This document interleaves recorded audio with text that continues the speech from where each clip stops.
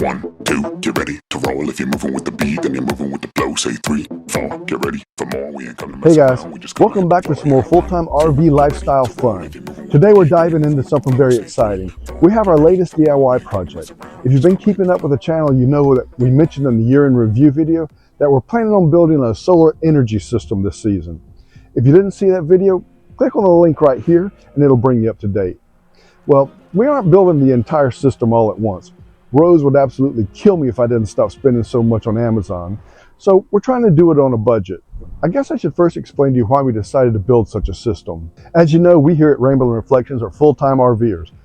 And after 2 fridge failures, we switched out our RV fridge for a residential refrigerator. Man, that has got to be, without a doubt, one of our favorite modifications on this camper. However, it does limit us. The fridge must be plugged in to run, so boondocking has not been an option. I remember those days with our old Class C motorhome. We would just drive all day until we got tired, and then we'd look for a Walmart or a Cracker Barrel to pull over and camp for the night. Well, back in the summer, we attended the Grand Design National Rally in Goshen, Indiana. What a fantastic time that was. If you didn't see that, check it out right here. At the fairgrounds, we had 30 amp power and water, and we got 2 dump tickets to empty our holding tanks. Basically, we had full service camping, but a limited power supply, as our unit requires 50 amp service to run both ACs and everything else. Well, during the rally, we had a couple of evenings with some pretty bad weather. In fact, one of the nights, the power went out for about 6 hours before coming back on. So I had to get up in the middle of the night, go out, switch over the refrigerator to the inverter. Because we have that residential refrigerator, I've hooked it up to an inverter so when we're going down the road, it can still run on the batteries, but it doesn't automatically switch over. It's all good. It was just a little inconvenient having to get up and get dressed and go out in the pouring rain to handle this. It wasn't the end of the world, but it was a little bit frustrating. And to be honest, we were pretty hot and muggy with no AC, with no power. Well, the next day we were talking to a couple of our friends, and they didn't even know the power had gone out until the morning when they woke up and checked their battery system. Their systems had automatically switched over without interruption. They were even running their ACs. When Rose heard this, she asked me if that was something that I could do for our rig. I said, absolutely. And then I started researching and asking all kinds of questions, hopefully not abusing our friendships. I picked the brains of 5 of our friends that have battery systems, and I compiled all the information and designed what I thought would service us best, with the option of expanding later. So this video is about taking the first step of building our infrastructure. Today, we're going to be installing the soft starts on our AC systems. But first, I'm going to explain to you what an AC soft start system is. It's a game changer, that's what it is. All right, so when building a battery bank for solar energy systems, planning and efficiency are key. We want to make sure every component works seamlessly together. That's where this AC soft start comes in. Let me tell you why this little device is such a big deal. Installing an AC soft start system in your RV can significantly improve the performance and longevity of your air conditioning unit. Here's why. Soft start systems protect the air conditioner from high voltage starts, minimizing wear and tear while reducing overall power consumption. This can potentially lead to lower electricity costs over time. These systems also offer features like overload protection, preventing damage from unexpected shutdowns due to surges or short circuits. And they also help protect sensitive electronics from voltage spikes caused by the frequent starting and stopping of the AC compressor motor. And if you're planning on doing some off-grid camping, the soft start reduces the startup current needed to power your AC. This prevents overloading your battery bank or your inverter, and it also avoids tripping the breakers on your power source. Most RV AC units require upwards of 50 amps or more at startup. A soft start can reduce this power draw by approximately 70%, still providing full startup torque for the compressor motors. This reduction not only allows the AC to start with less power, but it also extends the lifespan by preventing excess strain on the internal wiring and components. This will allow us to run our AC on battery power when needed. Now, this is not to say that we can run our air conditioner full-time on our batteries. It would take a lot of batteries to have enough battery power to run the AC all the time. A general rule of thumb is you need about 100 amp hours per hour of battery power to run your AC. There's not a whole lot to wiring these things up. It looks a whole lot scarier in the box than it actually is. The main thing is to try and be organized and prepare ahead of time to have everything you need so that you don't have to climb up and down off the roof of the camper.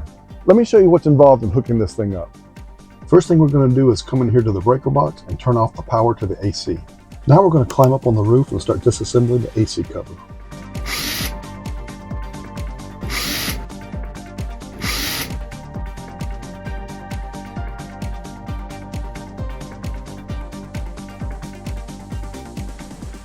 All right, to get the wiring schematic, you find this panel where it says shock warning here. We remove this panel.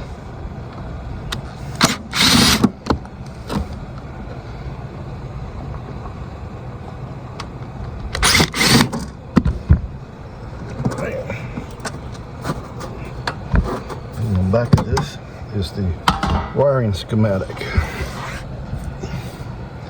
And this number down here is the corresponding number to your wiring schematic. So we'll take that down and let's look this up and we'll get the proper wiring schematic for what we need. So this soft start works with a number of different AC units. You just need the proper wiring diagram to ensure you wire it up correctly.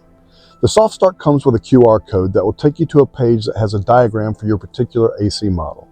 This might be one of the more confusing things about the whole installation, so I thought I'd include a walkthrough of how to get your wiring instructions. First, I'm going to open up my camera on the phone, then I'm going to focus it on the QR code.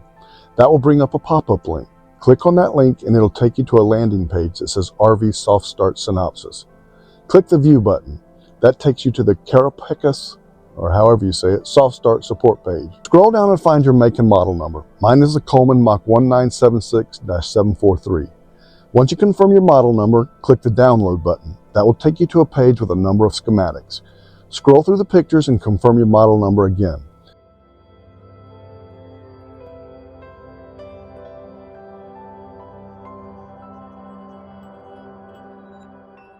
When I found the correct diagram, I zoomed in and took a screenshot of it and then printed it out so I could have a hard copy to look at while I was up on the roof. Even though I've turned the breaker off downstairs, I'm still going to take my multimeter and check to make sure there's no electricity up here.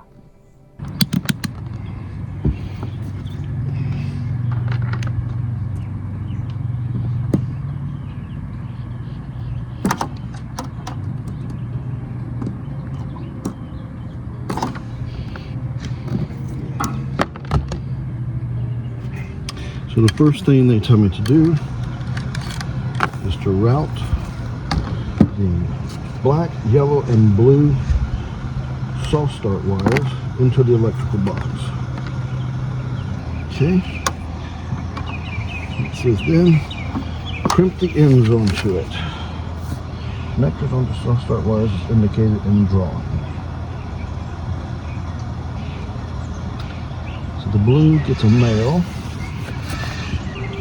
So we're going to take the white wire here and we're going to connect it to the blue wire.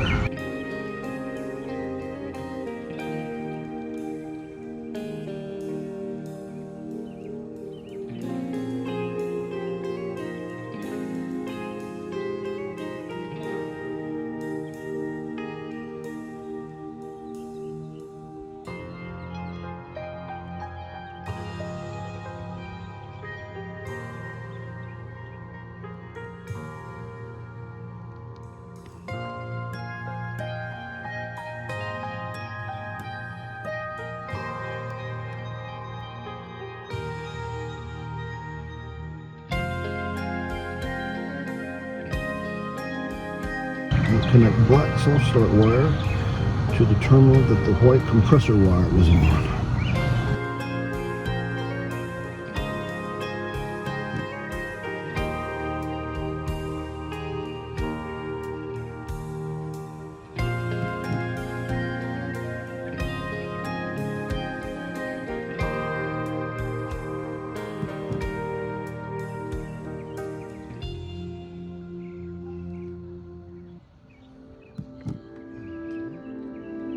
So the white wire was, now let's see, connect yellow soft start wire on terminal next to red compressor wire.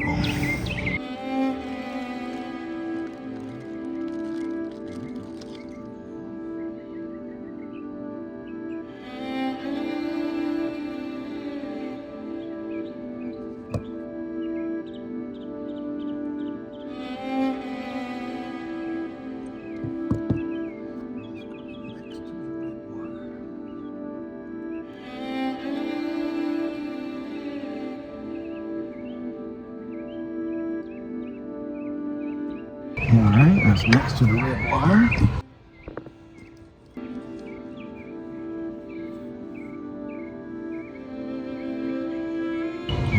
compressor cap here.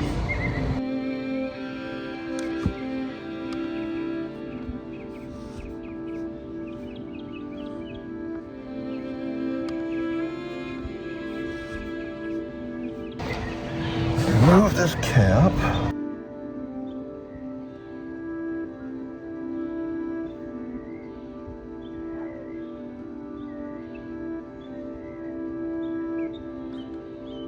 Okay, now it says disconnect black wire, connect to red soft start wire.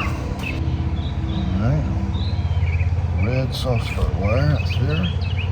So this needs another male fitting. Alright, disconnecting black wire. Connecting to the red wire. Okay. Connect brown soft start wire right here.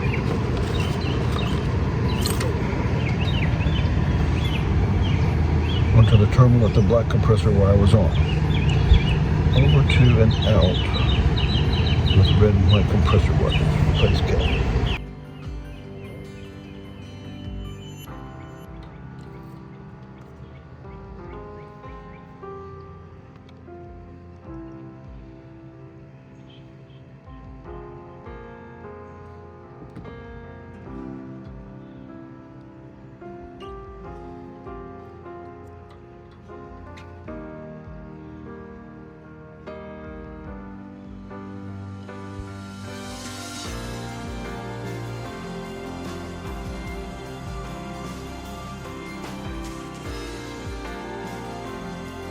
Alright, that's that.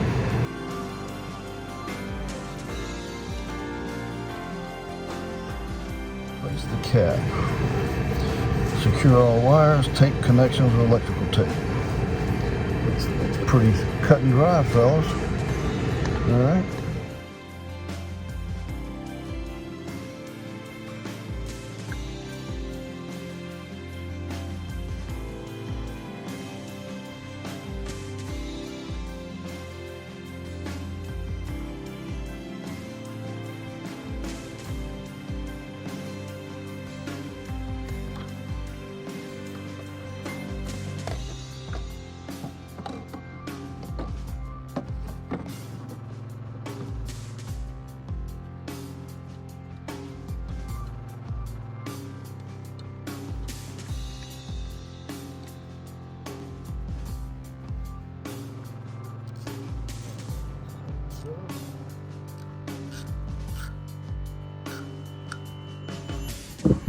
Tape up these connections.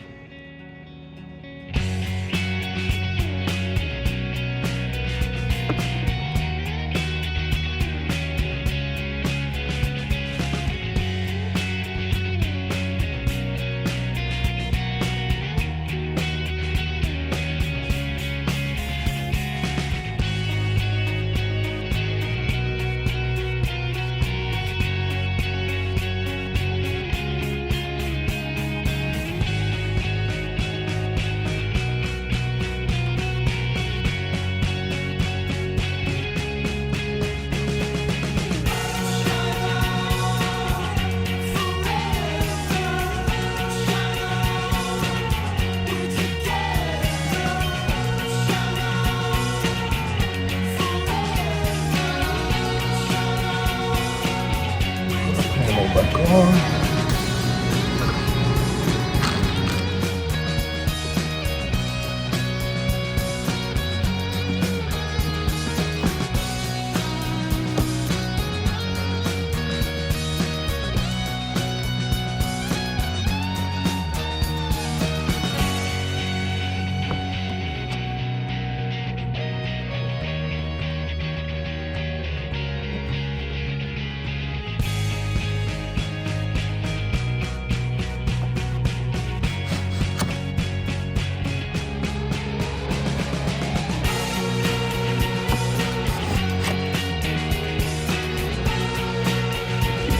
All right. So we've got it installed.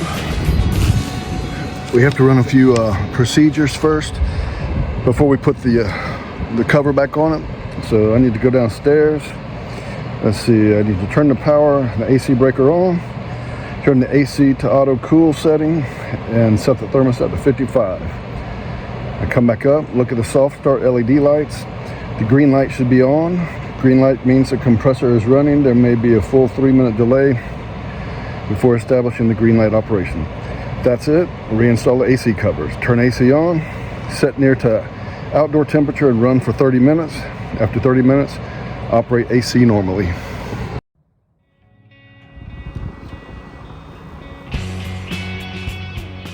The green light is on, so let's get this thing back together.